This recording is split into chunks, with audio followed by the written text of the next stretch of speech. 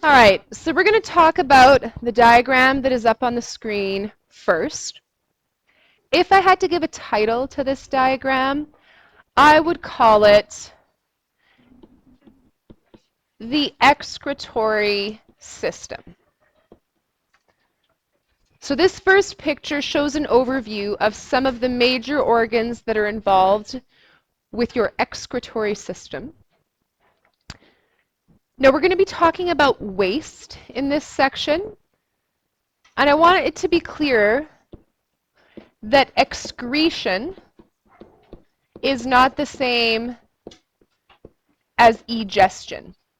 Egestion is what we just talked about with your digestive system. It's where material that couldn't be digested is removed from your body. Excretion involves something called metabolic waste. That means a chemical reaction, metabolism, happened, and there was waste because of it. Egestion is the opposite of that. It means a digestion reaction didn't happen, and so there's waste because there was no reaction. So we're talking about waste, but it's a different kind of waste. So here's how we're going to label things. I'm going to use red and blue to start with, because that's generally what we would color a vein and an artery as if we were going to label them on diagrams.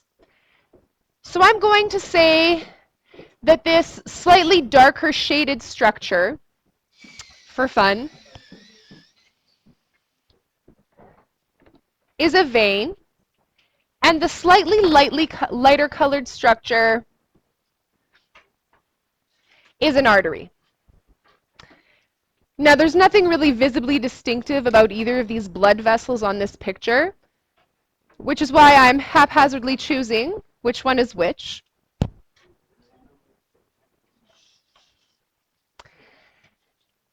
Now, what's the difference between a vein and an artery? Well, one of the things that's different is which direction they are going. Arteries go away from your heart, and veins go towards your heart. So arteries are bringing blood from your heart to your other cells, to your organs. Veins are bringing blood back to your heart after it has visited all of the organs or cells that it's going to. Now, what is this artery and this vein specifically? This artery would be a branch of your aorta. That is the big major artery that leaves your heart, and then it starts descending through your torso, and branches come off to all of your major organs. The vein would be your vena cava. That's its name. Technically, this is the inferior vena cava because it's below your shoulders. But that's just the name of that particular vein. Now, when we get to the organ that we're going to focus on in our discussion this week, the kidney, you can see that a branch comes off of each of those structures. So there's a branch connecting that vein, and there's a branch connecting that artery to each one of your kidneys. So we'll label those pieces as well. You'll notice that there are two of them. That's because you have one on each side. When you look at an anatomical diagram, what is commonplace is for this side of the picture here to be the left side, and this side of the picture to be the right side. Now you can color the kidney whatever color you want. Yeah, you can color the two kidneys the same color. Now, the reason that we would do this with an anatomical picture is because we're usually imagining that we were looking at the person. So, if you imagine that you were looking at me, look at this. This is my left side, so this is my left kidney, but to you it looks like it's on the right. This is my right side. Here's my right kidney, but to you it looks like it's on the left. Now, it's not super big deal here because you have basically the same thing going on both sides. But when we get to structures like your lungs, where there's a visible physical difference between left and right, and your heart, then left and right will make a bit bigger of a difference. But you have your right kidney and your left kidney. Then you also have your left artery and vein. So we'll say that you have your left renal artery and your left renal vein. Renal is the word, is sort of the adjective that is associated with your kidneys. On the other side, then you have your right renal artery and your right renal vein. So far, even though we're talking about excretion, I've done nothing basically but talk about blood, and that's because your blood plays a major role in the whole process. Now, blood is coming in to your kidneys and blood is coming out, so that you know your renal artery brings blood in, renal vein brings blood out.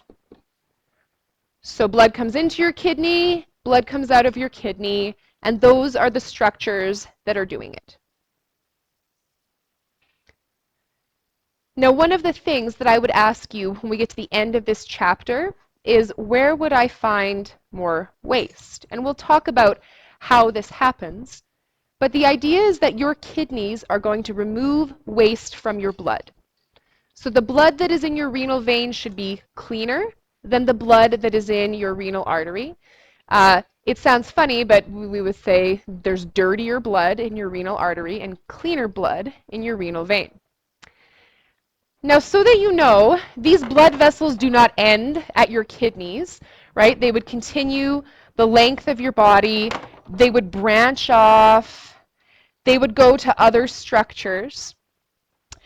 At the bottom, you see there's two big branches there. I just like to point this out. Anytime I watch a movie or a show and they insinuate that to end a person's life, cutting blood vessels on the wrist would be the way of choice, it irritates me because that's very ineffective. That would not be the way that you should choose if you were going to end the life of somebody. So if someone is attacking you and you need to fend them off, take a look at these blood vessels down here. They're the iliac blood vessels. One goes to each of your legs. Lots of blood goes through those. You break one of those, person dies pretty quick. If you're getting attacked, the person will probably protect their throat, their neck, because that's like a high priority target. But down here, most people wouldn't think about how puncturing that blood vessel would cause an enormous loss of blood. So these two down here, they branch off. There's right here, right where your leg attaches to your hip, there's a big blood vessel right down the middle. That's what I'm saying. So if you were in a horror movie and you need to kill the bad guy, do that, please.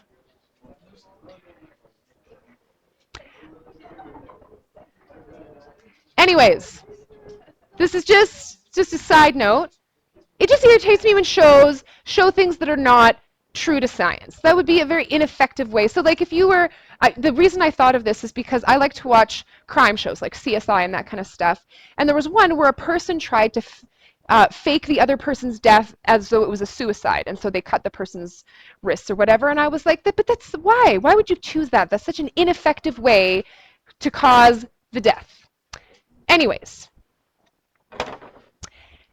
the next thing that we need to label, or that I'll mention in any case, are the two things sitting on top of your kidneys. I'm going to mention them not because they're a direct thing that we're going to discuss in this section, but I want you to know what they are.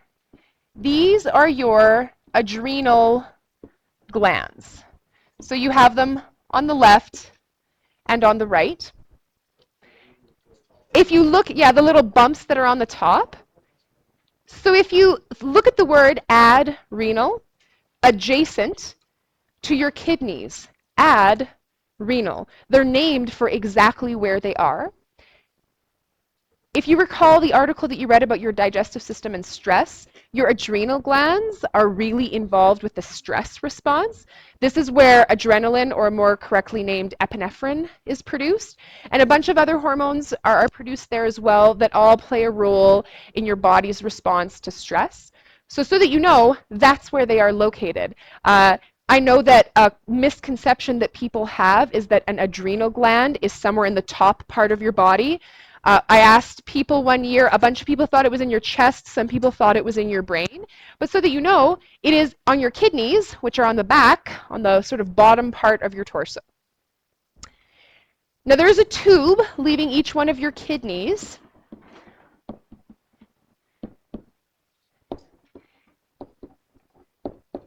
It's called the ureter, and I underlined the fact that there were 2 E's in it.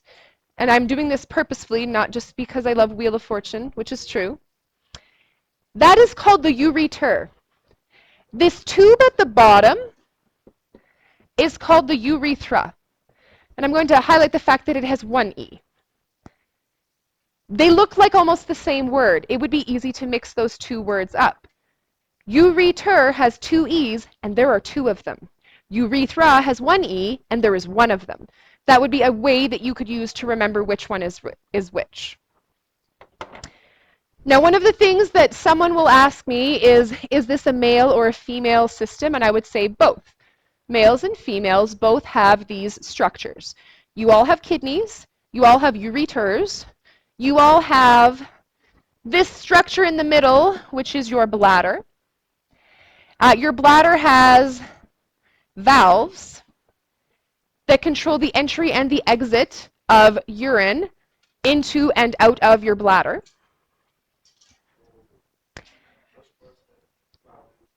And you all have a urethra. Now, where the urethra is different, obviously because males and females have different reproductive organs that are located in the same general area. The positioning of all of this is different. Females have 2 completely separate scenarios. So where the uterus and the fallopian tubes and all that stuff is, that is totally separate from the urethra. They're not connected to each other in the least. The urethra is connected to the reproductive system. So the urethra would be part of the exit path for both urine, and later on it's attached so that semen could exit there as well. So it's a shared pathway. We're not talking about reproduction, though. We're talking about excretion, and everyone has the same basic setup for that. Does anyone have questions they want to ask?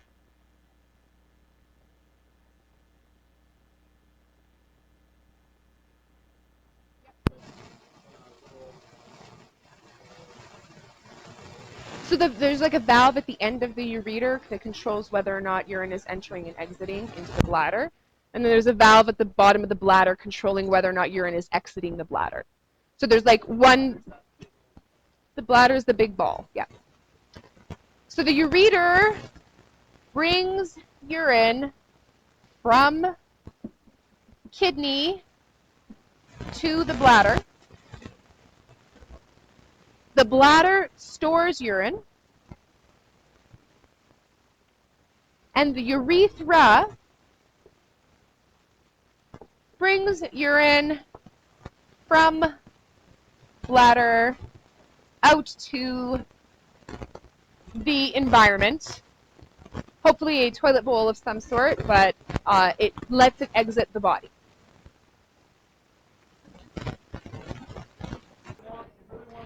All right, we are going to move on. I'm going to do a bit of talking, so if you could get your colors in peace. We're going to focus on the kidney next.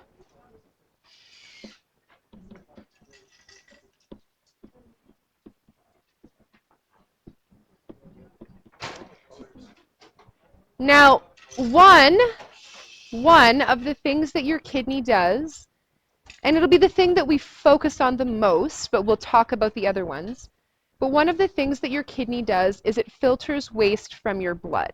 So this is the process that we'll discuss in the most detail. Your kidney does other things. It does things like maintain water balance, which is an example of homeostasis. It does things like maintain pH balance, which is another example of homeostasis. So when we take a look at your kidney, there are several sections or parts of the kidney that we should mention. Now, the first ones that we'll mention are just your renal artery and your renal vein again. But now you can see in a bit more detail how they enter your kidney and then they go kind of all the way through it. Now, this picture is showing just one branch, but recognize that in an actual kidney, there would be thousands of little blood vessels branching off of this, but for ease in the picture, we're only showing a couple of them.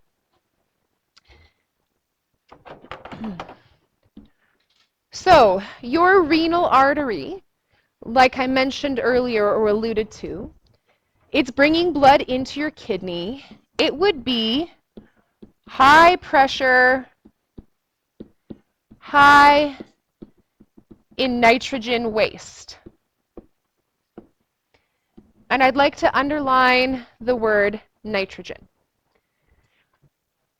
The substance that you would associate with urine, so the urea that's in there, is made out of nitrogen. Does anybody remember which macromolecule you could identify by noticing that it had nitrogen in it? Proteins, that's right. So this nitrogen is coming from proteins. So what happens is when your body breaks down proteins, if there are excess amino acids, which are the subunits of protein, your body breaks that down into even smaller pieces, and that's where we get the urea that is the molecule that you would usually associate with urine. That's the thing that makes it yellow and gives it the sort of the appearance that you would associate with it. Your renal vein, then, is generally lower pressure, low nitrogen waste. Now notice I didn't say none. We would shy away from saying that your kidney can filter everything from your blood, but your kidney should be able to filter the majority of the nitrogen waste from your blood. That nitrogen waste comes from proteins, and we will discuss how that actually gets made in our lesson tomorrow.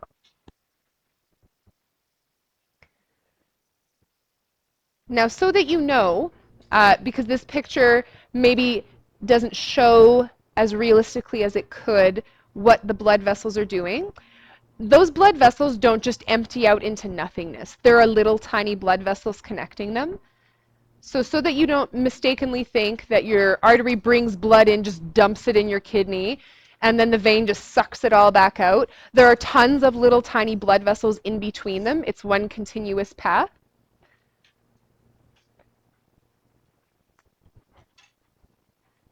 The next thing that we'll label are the three main sections of your kidney. Section number 1 is this whole outer section here that's sort of lighter in color.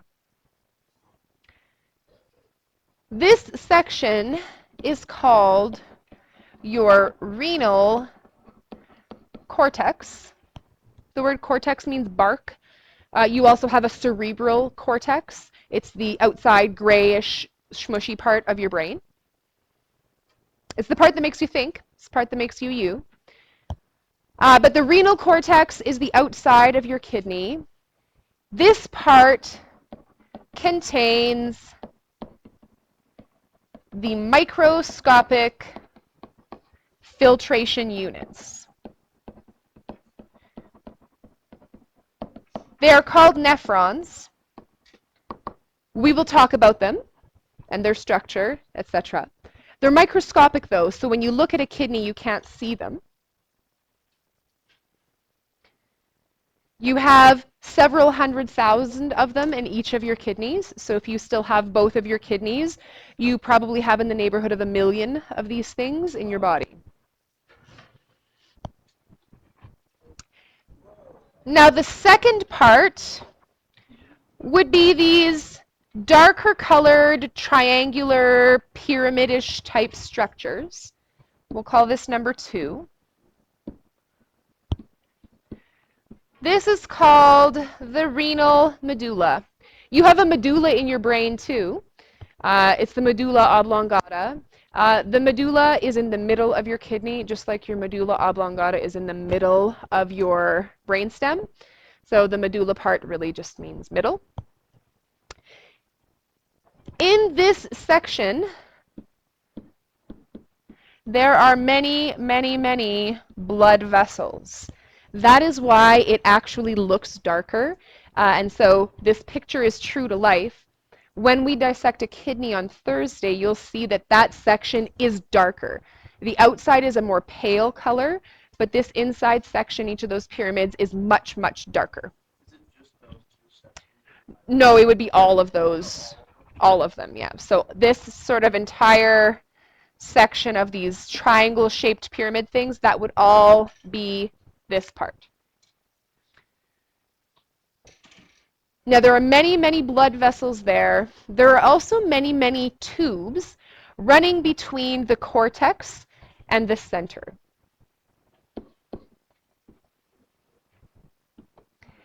Now, the other thing I want to mention about the renal medulla now, and then we'll come back to it once we rediscuss it later, is the fact that this section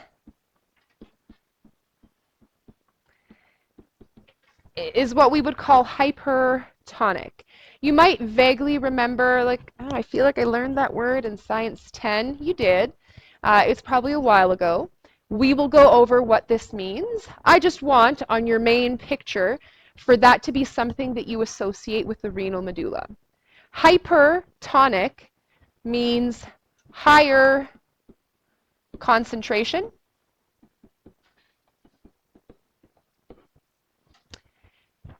The thing that's in high concentration there is salt. And we'll talk about why this is necessary. Basically, your kidney does not want to give up water if it can all help it. And so this part helps your body take back any extra water that might be in your urine. Now, the last section of your kidneys is sort of this hole that's in the center. This is the renal pelvis, sort of the core or the center of the kidney. It collects urine. So the urine is really being made in those microscopic filtration units. It's being adjusted as it passes through the medulla, and then finally it's collecting in the pelvis. The renal pelvis is connected to the ureter. So urine is being made, it collects in this spot, and then eventually it's going to leave your kidney because it's attached to the ureter. So this structure over here on the side that's not one of the blood vessels, that would be the ureter. It's connected to the renal pelvis, and urine can flow out through there.